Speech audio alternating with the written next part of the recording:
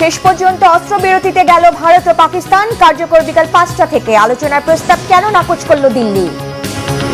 পূর্ণযুদ্ধের একেবারে কাছে ছিল ভারত ও পাকিস্তান। অস্ত্রবিরতি না হলে দুই দেশ কি পরমাণু যুদ্ধে জড়িয়ে পড়ত? অস্ত্রবিরতির ঘোষণায় আনন্দ উল্লাস ছড়িয়ে পড়েছে ভারত ও পাকিস্তান নিয়ন্ত্রিত কাশ্মীরে। জানালো যুদ্ধ নয়, শান্তি চান তারা। আসসালামু আলাইকুম, দেখছিলেন Bangla vision world news headline. দুই দেশের কয়েকশো নিরীহ মানুষের রক্তের বদলে শেষ পর্যন্ত থামল ভারত ও পাকিস্তানের মধ্যকার তুমুল সংঘাত। চিরশত্রু দুই দেশ তাৎক্ষণিক ও পূর্ণ অস্ত্রবিরতিতে রাজি হয়েছে বলে শনিবার বিকালে হঠাৎ করেই জানান মার্কিন প্রেসিডেন্ট ডোনাল্ড ট্রাম্প। বিষয়টি নিশ্চিত করেছে ভারত ও পাকিস্তান দুই দেশই। সংকট সমাধানে নিরপেক্ষ ভেন্যুতে আলোচনা হবে। ডেস্ক রিপোর্টে আরও জানাচ্ছেন রিফাত জামান।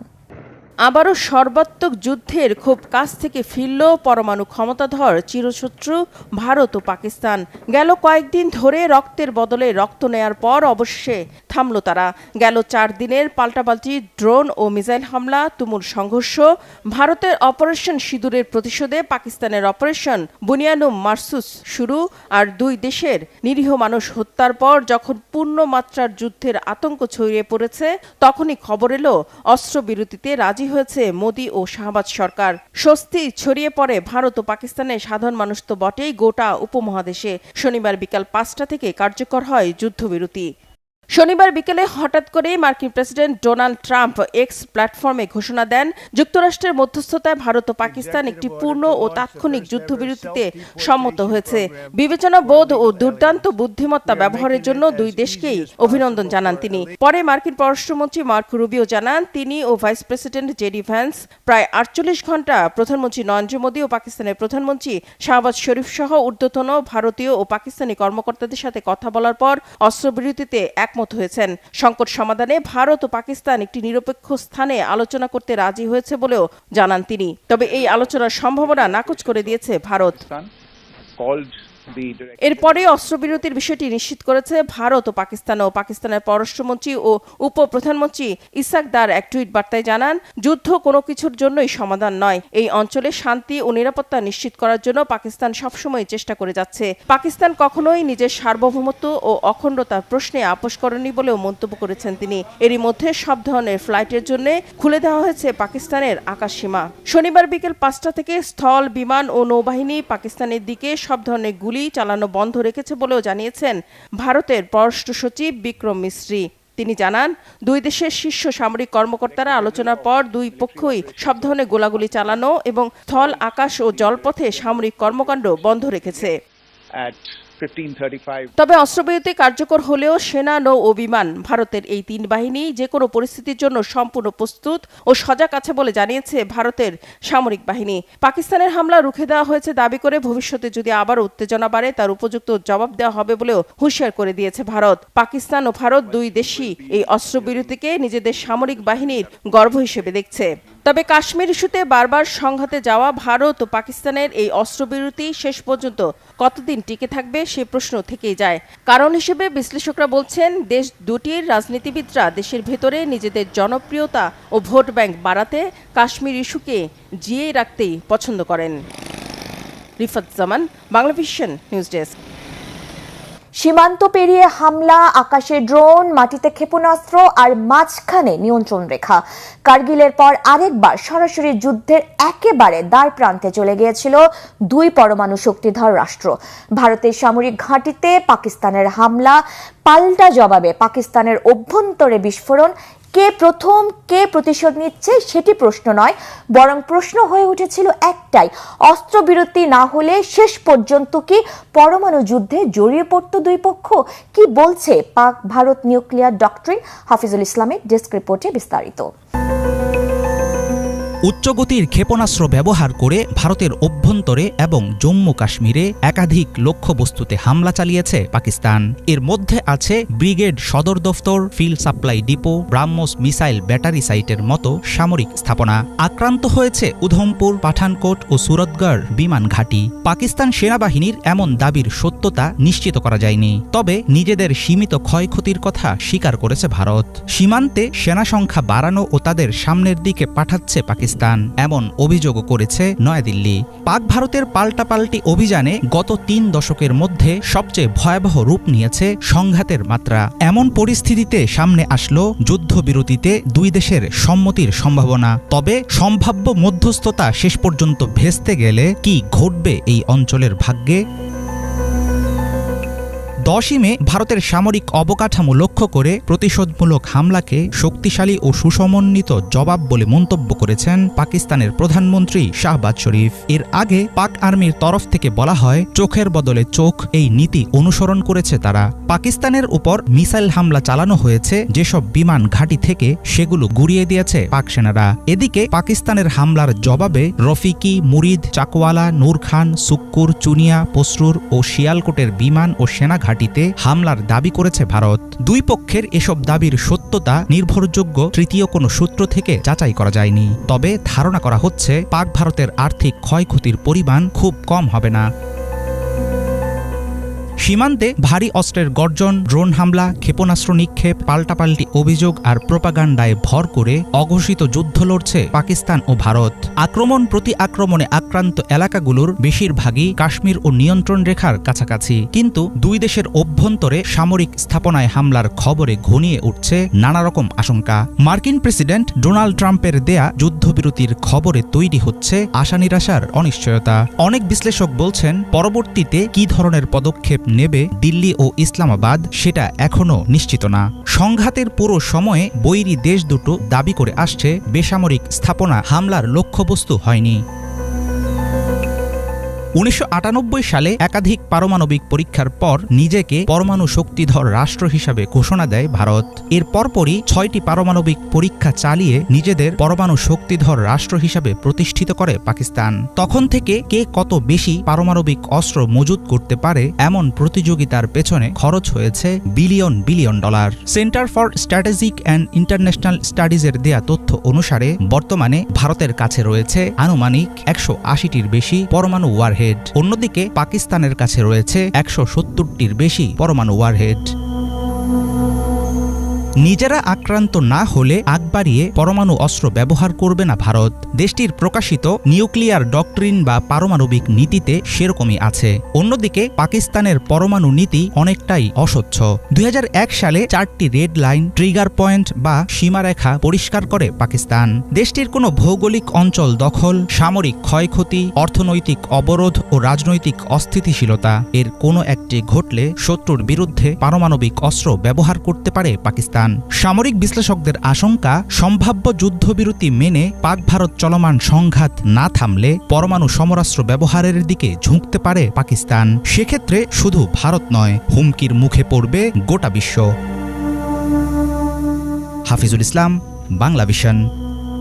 ভারত ও পাকিস্তান অস্ত্রবিরতিতে যাওয়ার স্বস্তি ফিরেছে দুই প্রান্তের কাশ্মীরের জনগণের মাঝে। বারবার পাক ভারত যুদ্ধের মাঝে পড়া ভূস্বর্গ কাশ্মীরের অধিবাসীরা জানিয়েছেন, আর কোনো যুদ্ধ, হত্যাকাণ্ড নয়, শান্তি চান তারা। গেল 22 এপ্রিল পেহেলগাম হত্যাকাণ্ডের পর থেকে সৃষ্ট উত্তেজনার মাঝে আতঙ্কে দিন কাটাচ্ছিলেন তারা। পাক ভারত ব্যাপক গোলাগুলি আর ড্রোন ও মিসাইল হামলা থেকে জীবন বাঁচাতে সীমান্ত এলাকা ছাড়ার হিড়িক পড়ে গিয়েছিল কাশ্মীরিদের মাঝে। এখন আবারও তারা ভিটে মাটিতে ফিরতে শুরু করেছে। চন্দ্রিকা মজুমদারের ডেস্ক রিপোর্ট। আপাতত জীবন বেঁচে গেছে, তাই হাসি ফুটেছে কাশ্মীরের ছোট বড় সবার মাঝে। এটি ভারত নিয়ন্ত্রিত কাশ্মীরের চিত্র। একই অবস্থা অন্য প্রান্ত পাকিস্তান নিয়ন্ত্রিত কাশ্মীরেরও। দুদেশের অস্ত্রবিরতিতে যাওয়ার সিদ্ধান্তকে স্বাগত জানিয়েছে তারা। সামাজিক যোগাযোগে আমরা অস্ত্রবিরতির তথ্য জানতে পারি। খুবই খুশি সংবাদ এটি। আমরা সবাই অনেক খুশি। আমরা কেউই যুদ্ধ চাই না, সবাই শান্তি চাই। যুদ্ধ দিয়ে কোনো সমস্যার সমাধান হয় না, শুধু আলোচনার মাধ্যমেই হয়। দুপক্ষের আলোচনায় কেবল পারে যে কোনো সমস্যার সমাধান করতে।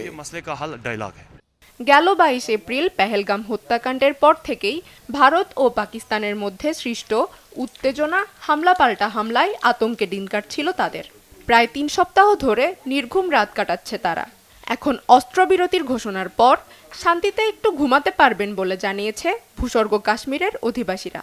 खबरों में सुना हम बहुत खुश हो गए। খবরটি পাওয়ার সাথে সাথেই আমি অনেক আনন্দিত হয়েছি। গত 4-5 দিন ধরে খুবই দুশ্চিন্তায় ছিলাম। দুই দেশের গোলাগুলি ও বোমা বর্ষণে পুরো গ্রামের মানুষ আতঙ্কিত হয়ে পড়েছিল। বাচ্চা থেকে শুরু করে বৃদ্ধ সবাই ভয়ে ভয়ে দিন কাটাচ্ছিলাম। দিনে ঘরে লুকিয়ে থাকতাম, সন্ধ্যা হলে পরিবারের এক একজন এক এক গ্রামে যেতাম রাতের হামলা থেকে বাঁচার জন্য। এখন অস্ত্রবিরতিতে দুই দেশই রাজি হওয়ায় আমরা সবাই খুশি।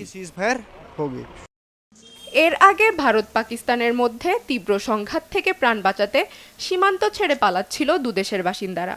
আতঙ্কে যত দ্রুত সম্ভব একই বাসে গাদাগাদি করে তারা নিজের গ্রাম ছেড়ে পালিয়ে বাঁচার চেষ্টা করছিল। দুদেশের রেষারেষিতে বাধ্য হয়েই ঘরবাড়ি গবাদি পশু ছেড়ে নিরাপদ আশ্রয়ের খোঁজে ছুটেছেন অনেকে। আবার অনেকেই বাধ্য হয়েছেন এই চলমান সংঘাতের মধ্যেও অনিরাপদ জায়গায় থেকে যেতে। তবে অস্ত্রবিরতি শুরু হওয়ায় সবাই যেন প্রাণ ফিরে পেয়েছে। ভিটে মাটিতে আবারও ফিরতে শুরু করেছে তারা। Chandrika Majumdar, Bangla Vision, news desk. এর আগে ভারতের অপারেশন সিন্দুর এর বদলা হিসেবে পাকিস্তান শনিবার অপারেশন বানিয়ান মারসুস শুরু করে। পাকিস্তানের দাবি প্রতিশোধ নিতেই শনিবার ভোরে পাঠানকোট, উদমপুর, শ্রীনগর সহ বিভিন্ন লক্ষ্যবস্তুতে হামলা চালিয়ে অপারেশন বুনিয়ান উন মারসুস নামের অভিযান শুরু করে ইসলামাবাদ। জম্মুতে নিহত হয়েছে 5 জন। পাকিস্তানের দাবি শুক্রবার দিবাগত রাতে 3টি বিমান ঘাঁটিতে হামলা করেছে ভারত। শহীদ আরাফাতের ডেস্ক রিপোর্ট। হামলা নিয়ে নানা সত্য মিথ্যা অভিযোগ উড়িয়ে দেওয়ার পর এবার ঘোষণা দিয়েই ভারতের মাটিতে মিসাইল হামলা চালিয়েছে পাকিস্তান। দিল্লির হামলার প্রতিশোধ নিতেই শনিবার ভোরে অপারেশন বুনিয়াদ উন মারসুস নামের এই অভিযান চালায় ইসলামাবাদ। পবিত্র কুরআনের আস-সাফের একটি আয়াত থেকে এই শব্দটি নেওয়া হয়েছে, যা দিয়ে বোঝানো হয়েছে সীসা দিয়ে গাঁথা প্রাচীর। পাকিস্তানের সেনাবাহিনীর দাবি, এই অভিযানে ফাতা এক মাঝারি পাল্লার মিসাইল ব্যবহার করে ভারত নিয়ন্ত্রিত কাশ্মীরের সামরিক স্থাপনাগুলোকে লক্ষ্যবস্তুতে পরিণত করা হয়। এতে পাঞ্জাব প্রদেশের বিয়াসে থাকা একটি মিসাইল সংরক্ষণ কেন্দ্র ধ্বংস করার দাবি করে পাকিস্তান। এর আগে মধ্যরাতে পাকিস্তানের বিমান বাহিনীর 3টি ঘাঁটি লক্ষ্য করে মিসাইল হামলা চালায় ভারত, এমন অভিযোগ তোলে ইসলামাবাদ। ঘাঁটিগুলো হলো রাউলপিন্ডির নূর খান বিমান ঘাঁটি, সরকটের রফিকি বিমান ঘাঁটি এবং চকওয়ালের মুরিদ ঘাঁটি। রাত 2:30টার দিকে রাউলপিন্ডি এবং ইসলামাবাদে বিশাল বিস্ফোরণের শব্দ শোনা যায়। নূর খান ঘাঁটির হামলা প্রতিহত করার দাবি করেছে পাকিস্তান। গেল 22 এপ্রিল পেহেলগামে বন্দুকধারীদের হামলায় 26 জন নিহত হওয়ার পর থেকেই পাল্টাপাল্টি অভিযোগ এনে সংঘাতে জড়ায় পাকিস্তান ভারত। মঙ্গলবার দিবাগত রাতে পাকিস্তান ও দেশটির নিয়ন্ত্রিত কাশ্মীরে মিসাইল হামলা চালায় ভারত। মোদী সরকার এই অভিযানের নাম দেয় অপারেশন সিঁদুর। এরপর থেকেই দুই দেশের মধ্যে চলছে পাল্টাপাল্টি হামলা। হতাহত হয়েছে শতাধিক মানুষ। Shahid Arafat, Bangla Vision, news desk. এদিকে বৃহস্পতিবার রাত ও শুক্রবার ভোরে নিজস্ব প্রযুক্তিতে তৈরি আল ফাতে 1 ক্ষেপণাস্ত্র ব্যবহার করে ভারতের ভেতরে হামলা চালিয়েছিল পাকিস্তান। ভারতের আগ্রাসনে নিহত শিশুদের প্রতি শ্রদ্ধা জানিয়ে এই হামলা চালানো হয়েছিল বলে জানিয়েছে পাক সেনাবাহিনী। কেন সে অভিযানের নাম দেওয়া হয়েছিল অপারেশন বুনিয়ান মারসুস, বিস্তারিত ডেস্ক রিপোর্টে। এবার পাকিস্তানের নিজস্ব প্রযুক্তিতে তৈরি আল ফাতে 1 নামক ক্ষেপণাস্ত্র দিয়ে ভারতে হামলা চালিয়েছে দেশটির সেনাবাহিনী। 10 মে সকালে ভারতের আগ্রাসনে নিহত শিশুদের প্রতি শ্রদ্ধা জানিয়ে এই ক্ষেপণাস্ত্র হামলা চালানো হয়। খবরটি জানিয়েছে জিও নিউজ। এদিকে সেনাবাহিনীর এক সদস্য জিও নিউজকে বলেন, পাকিস্তান নিষ্পাপ আত্মাদের আত্মত্যাগ কখনো ভুলে যায়নি ও কখনোই ভুলবে না। এদিকে দেশটির আইএসপিআর একটি ছবি প্রকাশ করেছে। ছবিতে দেখা যায় একটি ক্ষেপণাস্ত্রবাহী গাড়ির গায়ে নিহত শিশুদের নাম সংবলিত একটি ব্যানার ঝুলিয়ে রাখা হয়েছে। এই শিশুরা পাকিস্তানের বেসামরিক অঞ্চলে ভারতের হামলায় প্রাণ হারায়। ভারতের অপারেশন সিঁদুরের জবাবে এবার অপারেশন বুনিয়ান মারসুস ঘোষণা করে পাকিস্তান। বুনিয়ান মারসুস একটি আরবি শব্দ, যার অর্থ হল সীসা দিয়ে তৈরি কাঠামো। ভারতের বিরুদ্ধে পাকিস্তানের চালানো এই অভিযানটি ইসলামের পবিত্র গ্রন্থ কুরআনের একটি আয়াতের অংশ, যেখানে বলা হয়েছে, নিশ্চয়ই আল্লাহ তাদের ভালোবাসেন যারা তার পথে সারিবদ্ধভাবে যুদ্ধ করে, যেন তারা একটি সীসা ঢালা প্রাচীর। কুরআনের 61 নম্বর সূরা আস-সফের 4 নম্বর আয়াত এটি। এক বিবৃতিতে জানানো হয়, ভারতীয় বাহিনীর অকারণ আগ্রাসনের প্রতিক্রিয়ায় তারা একাধিক ফাতে 1 সার্ফেস টু সার্ফেস ক্ষেপণাস্ত্র হামলা চালিয়েছে। এসব ক্ষেপণাস্ত্র নিয়ন্ত্রণ রেখা এলওসি অতিক্রম করে ভারতের গুরুত্বপূর্ণ সামরিক লক্ষ্যবস্তুতে আঘাত হানে। এই হামলা সাম্প্রতিক সংঘাতে নিহত শিশুদের স্মৃতিতে উৎসর্গ করা হয়েছে। তবে ক্ষেপণাস্ত্র নিক্ষেপের নির্দিষ্ট স্থান প্রকাশ করা হয়নি। সেনাবাহিনী কর্তৃক প্রকাশিত একটি ভিডিওতে দেখা গেছে অজ্ঞাত স্থান থেকে একাধিক আল ফাতে ক্ষেপণাস্ত্র নিক্ষেপ করা হচ্ছে। তবে সেনাবাহিনী জানিয়েছে এই অভিযান অত্যন্ত সতর্কতার সঙ্গে পরিচালিত হয়েছে, যাতে ভারতের কোনো বেসামরিক নাগরিকের প্রাণহানি না ঘটে। পাক ভারত দীর্ঘদিনের উত্তেজনা নতুনভাবে শুরু হয় 7 মে। ভারতের একপাক্ষিক হামলায় অন্তত 31 জন বেসামরিক নাগরিক প্রাণ হারায়। এ সময় নিহত হয় শিশুরাও। ভারতের এই হামলার পাল্টা জবাবে 5টি ভারতীয় যুদ্ধ বিমান ও বেশ কয়েকটি ড্রোন ধ্বংস করার দাবি করে পাকিস্তান। এদিকে পাকিস্তানের সেনাবাহিনী দাবি করে প্রায় 80টি ভারতীয় ড্রোন ভূপাতিত করা হয়েছে। এই ড্রোনগুলো ইসরায়েলের তৈরি হার্প ড্রোন। এছাড়া ভারত নূর খান, মুরিদ ও শোরকোটে পাকিস্তানের বিমান ঘাঁটিতে একাধিক ক্ষেপণাস্ত্র হামলা চালিয়েছে বলে জানায় সেনাবাহিনী। পাকিস্তানের আন্তঃবাহিনী জনসংযোগ অধিদপ্তরের মহাপরিচালক লেফটেন্যান্ট জেনারেল আহমেদ শরীফ চৌধুরী বলেন, এই ক্ষেপণাস্ত্রগুলো বিমান থেকে ছোড়া হয়। এদিকে পাকিস্তান আইএসপিআর মহাপরিচালক এক বিস্ফোরক মন্তব্যে জানান, ভারত আফগানিস্তানেও মিসাইল ও ড্রোন হামলা চালিয়েছে। তিনি বলেন, ভারতের এই বেপরোয়া আচরণ পুরো অঞ্চলকে সংঘাতের দিকে ঠেলে দিচ্ছে। भारत ने अफगानिस्तान में भी मिसाइल दागे हैं और ड्रोन्स का हमला भी अफगानिस्तान पर किया है।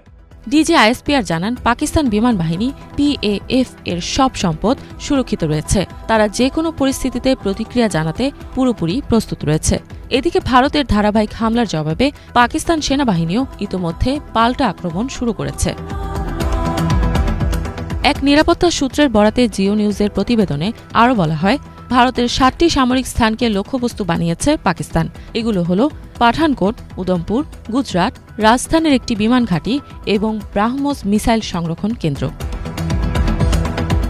বিশেষ করে উদমপুর বিমান ঘাঁটিতে পাকিস্তানের নিজস্ব প্রযুক্তিতে তৈরি ফাতে-1 ক্ষেপণাস্ত্র দিয়ে হামলা চালানো হয়েছে।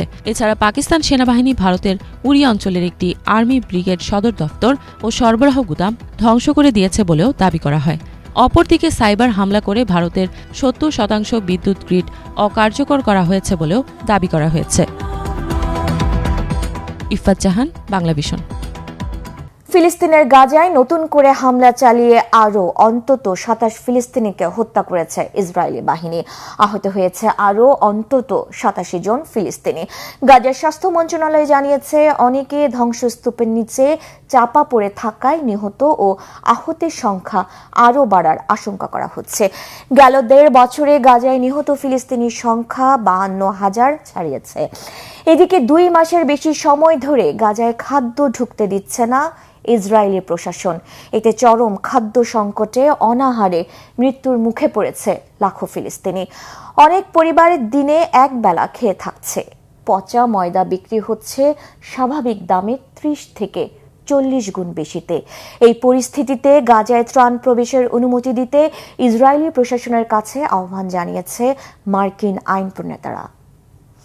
এই ছিল আজকের মতো, সাথে থাকায় ধন্যবাদ।